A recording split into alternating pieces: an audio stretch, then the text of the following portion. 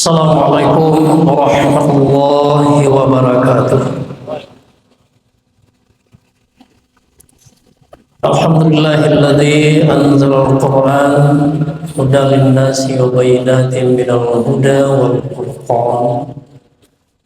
Asyhadu an la ilaha illallah wahdahu la syarika lah wa asyhadu anna Muhammadan abduhu wa rasuluhu la nabiyya ba'dahu. أعوذ بالله من الشيطان الرجيم بسم الله الرحمن الرحيم يسألونك عن الخمر والميسر قل فيهما إثم كبير ومنافع للناس وإثمهما أكبر من نفعهما صدق الله العظيم. Kaum muslimin dan muslimat jemaah salat zuhur Masjid Raya Sumatera Barat yang dirahmati Allah dan yang saya muliakan. Sewaktu Rasulullah baru pindah atau hijrah ke kota Madinah, waktu itu terlihat masyarakat Madinah pada berbondong-bondong untuk memeluk Islam, karena sudah ada juga kontak sebelumnya dengan Rasul, tambah dengan akhlak Rasulullah yang memiliki daya tarik tersendiri oleh masyarakat Madinah ketika itu. Namun walaupun mereka sudah mengaku beragama Islam, tapi masih ada kebiasaan-kebiasaan di masa jahiliyah yang sulit untuk mereka tinggalkan, karena sudah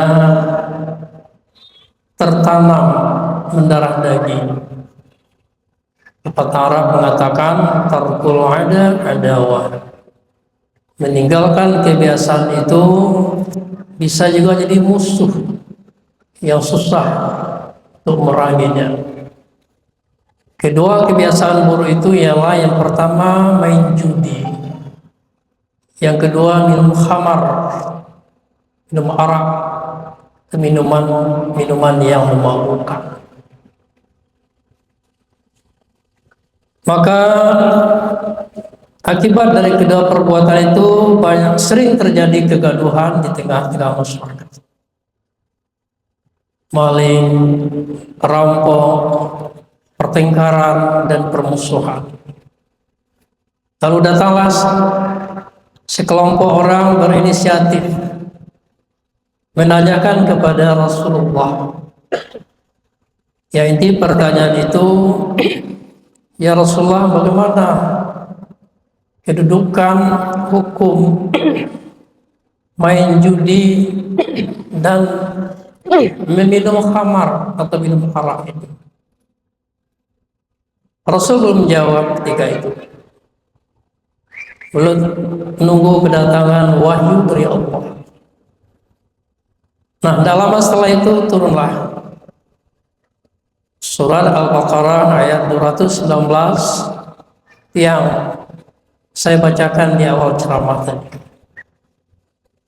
Yas'alunaka 'anil khamri wal maisir. Mereka datang menanyakan kepada engkau, wahai Rasul, tentang khamar, minuman keras, dan judi.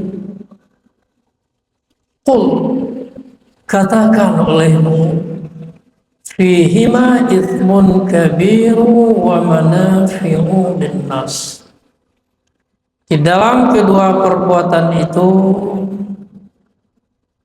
terdapat dosa besar dan juga ada manfaatnya bagi manusia. Wa ithmuhuma akbaru min naf'ihima. Namun dosanya, mudaratnya jauh lebih besar daripada manfaatnya.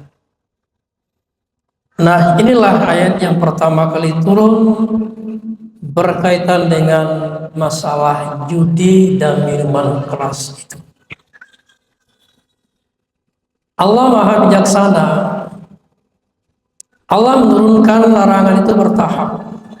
Contohnya larangan judi dan minuman keras. Tidak langsung dilarang, karena sudah mendarah daging di masyarakat Madinah ketika itu. Jadi dikatakan saja ada dosa, tapi bukan manfaat, namun mudarat lebih besar pada manfaat. Allah menyuruh orang berpikir ketika itu. Di tahap yang pertama itu baru tahap informasi, sehingga sudah terbentuk semacam opini di masyarakat Madinah yang Islam. Oh, rupanya main judi dan minuman keras ini dilarang di dalam Islam, dan mudaratnya jauh lebih besar ketimbang manfaatnya. Sejak itu sudah mulai orang meninggalkan, ada yang membuang simpanan-simpanan yang ada di rumahnya itu. Namun belum semuanya bisa meninggalkan. Lalu dia buat semacam skenario oleh Allah untuk membuktikan betulkah itu mengandung bahaya.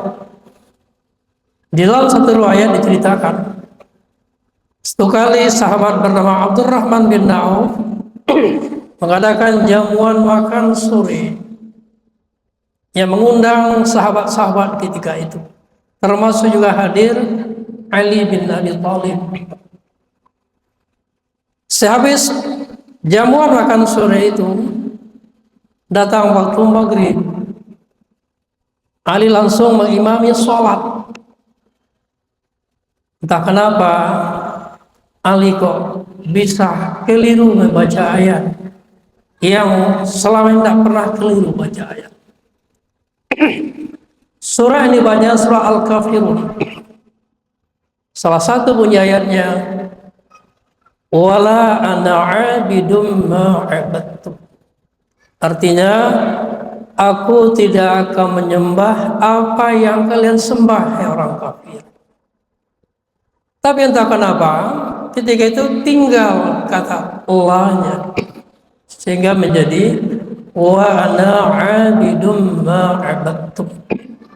Kalau kata Allah yang tinggal, yang artinya menidakkan, berarti yang terjadi makna sebaliknya. Saya akan menyembah sembahanmu, hai Allah. Nah, ketika itu jemaah di belakang mulai bertanya-tanya, kenapa Ali kok keliru membaca ayat? Mereka tidak membatalkan sholat. Sehabis sholat, barulah orang bertanya-tanya, kenapa Ali bisa keliru membaca ayat?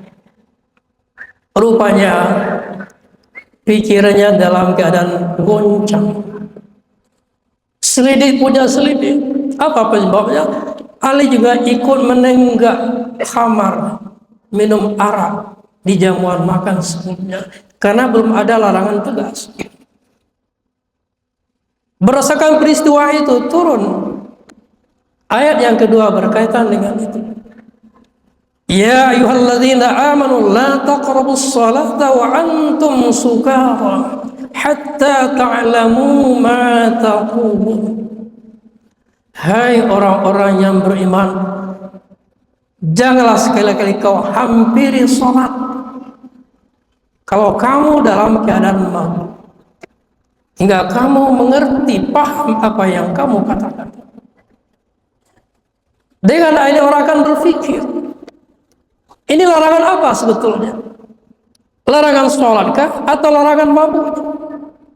Sholat wajib 5 kali semalam. Tidak mungkin ini melarang sholat, walaupun la taqrabus sholat, pasti yang dilarang mabuk-mabukan. Artinya kita dilarang mengkonsumsi zat-zat atau minuman yang dapat menghilangkan akal, yang dapat merusak akal pikiran. Ini tahap pembuktian. Semakin banyak yang meninggalkan, tapi belum seluruhnya.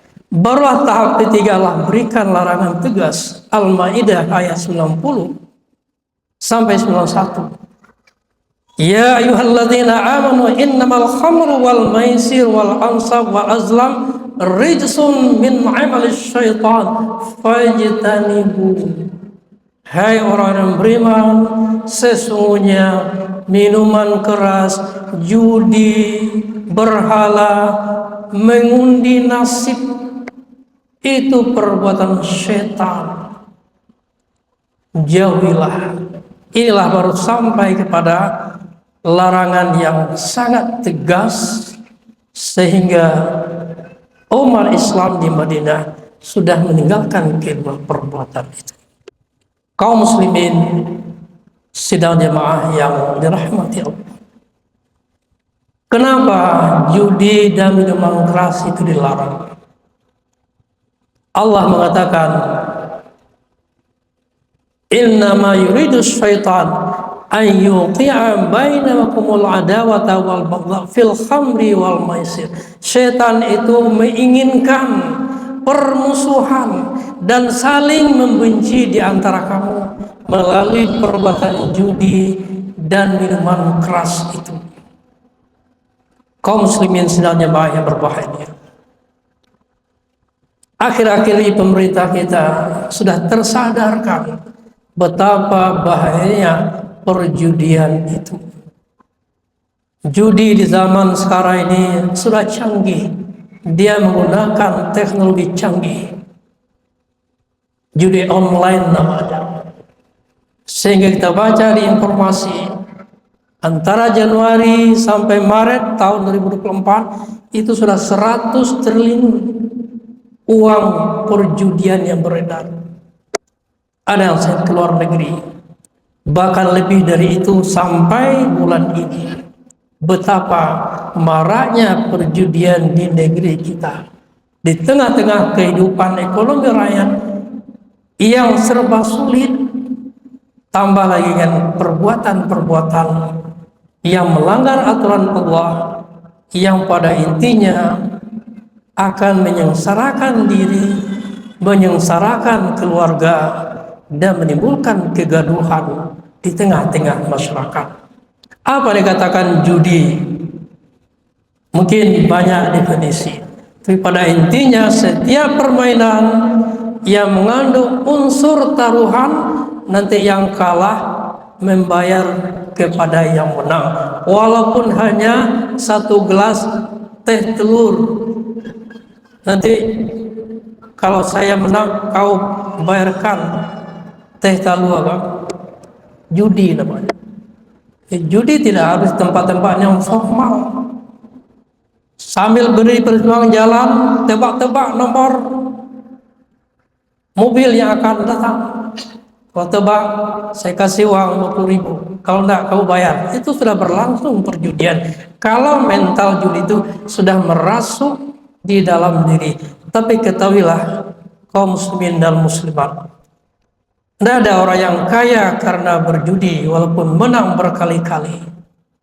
Tapi banyak terjadi orang yang tadinya kaya jatuh melarat karena perjudian. Karena yakinlah dengan ajaran-ajaran Allah. Ajaran Allah itulah untuk keselamatan diri kita, keselamatan harta kita, keselamatan nyawa, dan juga keselamatan keluarga. Ada yang beralasan, kami damai kok. Kami kalau kalah tidak ada bermusuh dengan orang. Taruhlah mereka bisa damai. Tapi apakah bisa damai dengan keluarga? Dengan anak-anak?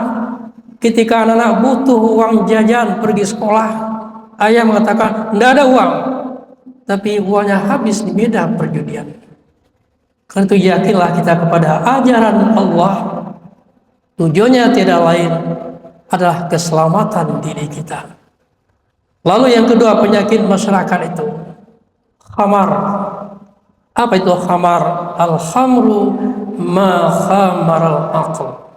Segala zat-zat baik cairan atau minuman maupun zat yang dapat merusak fungsi-fungsi akal, sehingga terjadi namanya jaringan kerusakan organik dari otak kita. Itu akibat dari khamar, termasuk narkoba, narkotika, psikotropika, dan bahan adiktif. Semuanya itu termasuk dalam kategori khamar. Al-Quran bahasanya singkat, padat, dan mencakup. Mahwal khamar, al-khamru ma khamaral aql. Maka di akhir ayat itu dikatakan oleh Allah, fahal antum muntahun.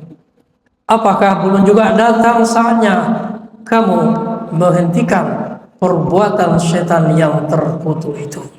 Oleh karena itu, mari kita dukung gerakan pemerintah dalam memberantas perjudian, baik yang online maupun yang bukan online, baik yang dapat izin maupun yang tidak dapat izin. Jangan hanya yang ditindak yang tidak ada izin saja. Itu namanya masih bermental ganda. Kalau bisa, hapuskan perjudian itu, hapuskan mental judi bagi anak-anak kita, agar bangsa kita ini selamat dari bahaya, selamat dari kemiskinan, terutama kemiskinan batin, kemiskinan moral yang jauh lebih berbahaya daripada kemiskinan materi. Fa'tabiru ya ulil absar la'allakum tuflihun. Wabillahi taufiq wal hidayah. Wassalamualaikum warahmatullahi wabarakatuh.